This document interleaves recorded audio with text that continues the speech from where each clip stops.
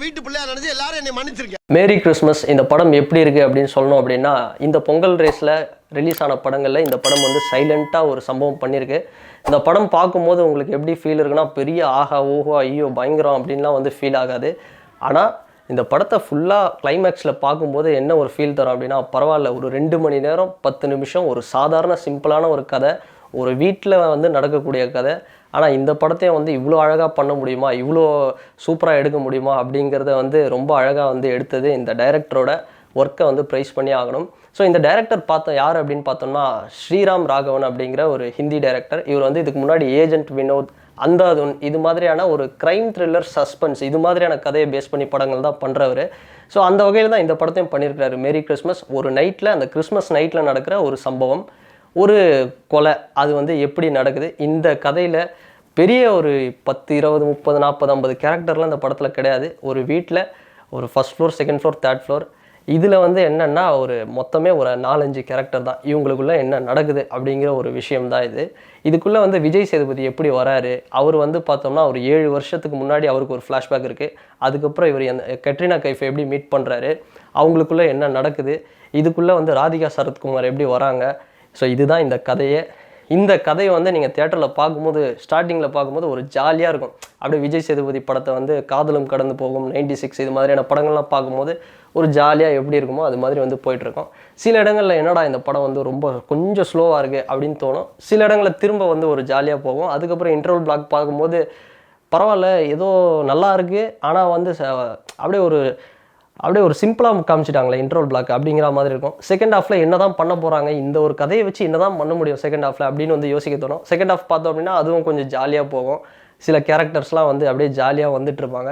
அதுக்கப்புறம் பார்த்தோம் அப்படின்னா அப்படியே கிளைமேக்ஸில் ஒட்டு மொத்தமாக பார்க்கும்போது, கிளைமேக்ஸ் பார்த்தோம்னா ஓகேடா இந்த படம் வந்து கொடுத்த காசுக்கு ஒர்த்து அப்படிங்கிற ஃபீலை வந்து கண்டிப்பாக கொடுக்கும்.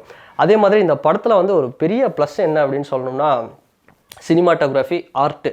இந்த படத்தில் எப்படி தான் வந்து அந்த வீடை வந்து ரெடி பண்ணாங்களோ அந்தளவுக்கு வந்து ஆர்ட் டிபார்ட்மெண்ட் சூப்பராக பண்ணியிருக்காங்க. அது மட்டும் இல்லாமல் சினிமாட்டோகிராஃபி மது நீலகண்டன், மலையாளம் சினிமாட்டோகிராஃபர், மலையாளம் இண்டஸ்ட்ரியில் வந்து ஒரு நேஷ்னல் அவார்ட்லாம் வாங்கினவர். அவர் வந்து பார்த்தோம்னா அவரோட ஒர்க்கை வந்து சூப்பராக பண்ணியிருக்கிறாரு. ஒரு நைட்டில் எப்படி வந்து அவ்வளோ அழகாக காட்ட முடியும், அந்த கிறிஸ்மஸ் ஈவெண்ட்டு, சர்ச்சாக இருக்கட்டும், இல்லை அந்த வீட்டில் அந்த கிறிஸ்மஸ் டெக்கரேஷன் எல்லாமே வந்து அவ்வளோ அழகாக வந்து தன்னோட சினிமாட்டோகிராஃபியில் ரொம்ப அந்த பிக்சர் குவாலிட்டிங்கிறது அவ்வளோ சூப்பராக வந்து காட்டியிருந்தாங்க. அது வந்து ஒரு பெரிய ப்ளஸ் அப்படின்னு சொல்லலாம்.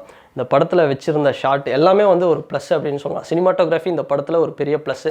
இதையெல்லாம் தாண்டி ஒரு பெரிய ப்ளஸ் இந்த டைரக்டரோட ஒர்க் அப்படிங்கிறதுன்னு தாண்டி ஒரு பெரிய ப்ளஸ்ஸாக சொல்லணும் அப்படின்னா, பிரீத்தம் அவருடைய மியூசிக். பிரீத்தம் சக்கரவர்த்தி பார்த்தோம் அப்படின்னா ஹிந்தியில் ஒரு பெரிய ஒரு மியூசிக் டைரக்டர் தான்.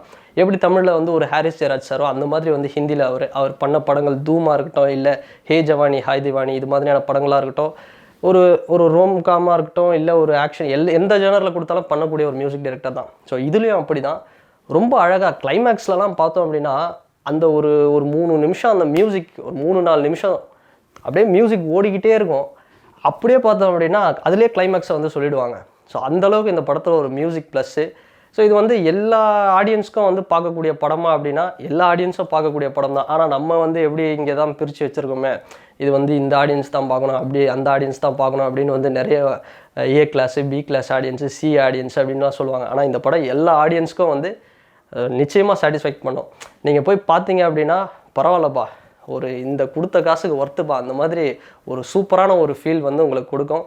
முக்கியமாக இந்த படம் இப்படி ஒரு கதையை போர் அடிக்காமல் எடுத்துகிட்டு போனதுக்கு காரணம் என்ன அப்படின்னு பார்த்தோம்னா, இந்த படம் அப்படிங்கிறது ஃப்ரெஞ்சு ரைட்டர், அதாவது ஃப்ரெஞ்சு ரைட்டரில் ஃப்ரெட்ரிக் டார்ட் அப்படிங்கிற ஒரு ஃப்ரெஞ்சு ரைட்டரோட ஒரு நாவல், க்ரைம் நாவல் லீ மாண்டேசார்ஜ் அப்படிங்கிற அந்த க்ரைம் நாவலை தழுவி அந்த உண்மையை அந்த கதையை வந்து பேஸ் பண்ணி எடுத்தது தான் இந்த படம். நீங்கள் பார்க்கும்போது அதாவது சரியான ஒரு ஃபீல் தருங்க, அதை மட்டும் என்னால் சொல்ல முடியும்.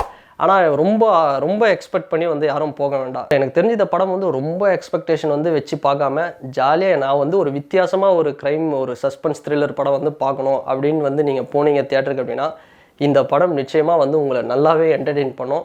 ஸோ அதுக்கு வந்து இந்த படம் வந்து ஒரு ஒர்த்தான படம் அப்படின்னே சொல்லலாம். ஸோ இந்த பொங்கல் ரேஸில் இதுவும் வந்து ஒரு ஒன் ஆஃப் த வின்னர் படம் அப்படின்னு தான் வந்து நம்ம சொல்லணும். ஏன்னா அந்த அளவுக்கு தான் இந்த படம் இருக்குது. ஸோ இந்த படம் வந்து பார்க்கும்போது ஒரு ஹிந்தி டைரக்டர், இதில் வந்து ஹிந்தியில் இருக்கிற கேஸ்டிங்ஸ் எல்லாம் இருக்காங்க அப்படிங்கிறதையும் தாண்டி இந்த படம் ஒரு டைரக்டான ஒரு தமிழ் படம் பார்த்த ஃபீல் வந்து ஆடியன்ஸ்க்கு வந்து நிச்சயமாக தரும். அண்டு இந்த படம் வந்து பெரிய அளவில் ரிலீஸ் ஆகலை இருந்தாலும் ஓரளவுக்கு வந்து எல்லா தேட்டர்லையும் இல்லை, இப்போ கேப்டன் மில்லர், ஐலாண்ட் மாதிரி எல்லா தேட்டர்லையும் வந்து நம்ம இந்த படத்தை எதிர்பார்க்க முடியாது. ஆனால் மல்டிப்ளெக்ஸஸில் நீங்கள் போய் உட்காந்து ஃபேமிலியோடு பார்த்தீங்கன்னா நிச்சயமாக வந்து உங்களை இந்த படம் நல்லாவே என்டர்டெயின் பண்ணும். அண்டு இந்த படத்தை நீங்கள் யாராவது பார்த்துருந்தீங்க அப்படின்னா இந்த கமெண்ட் செக்ஷனில் இந்த படத்தை பற்றின கருத்து என்ன அப்படிங்கிறத வந்து நீங்கள் பதிவிடுங்க. அண்ட் இந்த வீடியோ உங்களுக்கு பிடிச்சிருந்ததுன்னா லைக் பண்ணுங்கள், ஷேர் பண்ணுங்கள், கமெண்ட் பண்ணுங்கள், சப்ஸ்கிரைப் பண்ணுங்கள். அண்ட் வேறு ஒரு வீடியோவில் வேறு ஒரு கண்டென்ட்டில் நான் உங்களை பார்க்குறேன். பாய்.